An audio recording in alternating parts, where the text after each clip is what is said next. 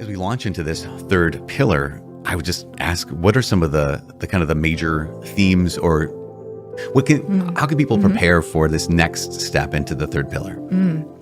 Well, I would say this is where it really gets down to brass tacks. In the first two pillars, you could agree, you could say, I believe that. Okay, I'm a Catholic, I've been taught all that, I agree. But here, it comes down to your daily choices. Like, do I really believe what I say I believe? Right. One of the tragedies of our time is that there are people who profess to be good Catholics, good Christians, who are acting in ways diametrically opposed to God's revelation and the teaching of the Church, which confuses so many people. But the reality is faith lived. So here in this pillar of the Catechism, people are going to be confronted with challenging questions, right, and God's demand, what God demands of us. And that can cause us to bristle sometimes. And I would even say, if you're not being challenged by this part of the Catechism, you're not getting it. You're not paying attention. You're not paying attention. So it's like, get yourself ready for the challenge. Yeah, get yourself. One of the things you're saying. Get yourself ready for the challenge. Like, buckle up. Right. But it is such a good challenge. Right. How is this section organized as far as like, I always picture someone who's just listening. They don't have the book in front of them. Like, what's the lay of the land? Okay.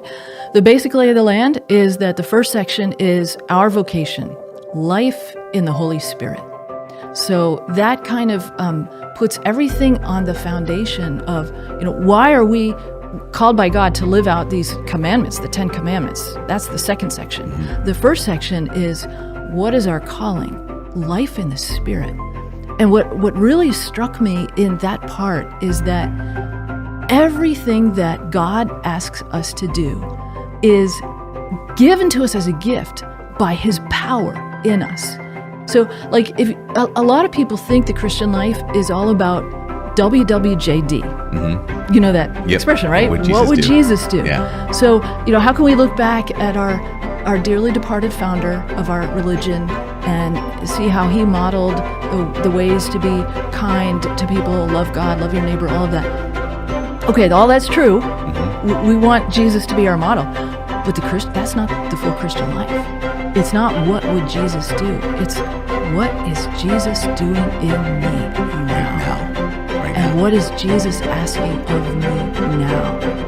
And what He asks, He empowers. Right. He never gives us a commandment that He doesn't empower us by the Holy Spirit to carry out. And the more challenging it is for our flesh, and some of the commandments really, they cut against our flesh. They hurt, It's not what I want to do. It's not what I want to do. But when we give God our little yes, our weak little hesitating little yes, He comes through. Wow. I've seen it in my own life in so many ways. Jesus didn't come to give us more rules to follow.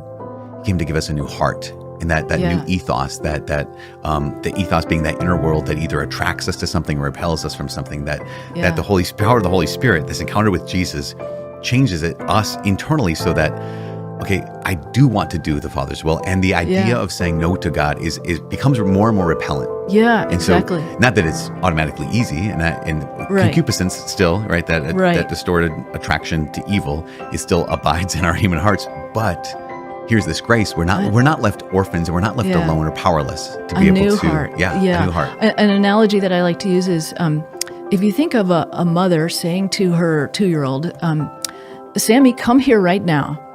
And he has concupiscence, he has the flesh, he has the disordered desire. So what's his immediate response? He runs in the other direction, right? That's human beings under the old law. Right. We don't like the law. It chafes against what we want. We want our will, right? So we run in the other direction sometimes when God says, do this or don't do this. But then imagine the mom holds out a chocolate ice cream cone with colored sprinkles on the top. And she says, Sammy, come here. Before the words are even out of her mouth, he is coming in this direction. He is drawn from within. He is attracted to the good. That's the new heart. That's living under the new law. And like you said, it's not like it happens automatically or easily right away. But we do have this new desire from the deepest part of our being to love God and do what He wills, that is a power greater than ourselves, and it becomes gradually a power greater than our earthly desires. And that sounds like something that, like, I think we hopefully everyone who's gotten to day 230 right now is something that's what we want. Like I want that, but I know that, as you mentioned, there are some prickly or there are some thorny issues, or just even, we talked about this before, but like there are some, there could be some stumbling blocks that people could encounter. And so if you have any thoughts on what could some of those stumbling blocks, just kind of get them out there. We're going to name them. Of course, we're going to read the whole catechism, so it's not like we're going to skip over them. But like even launching into this next pillar, if we just name them, sometimes it can be helpful for people.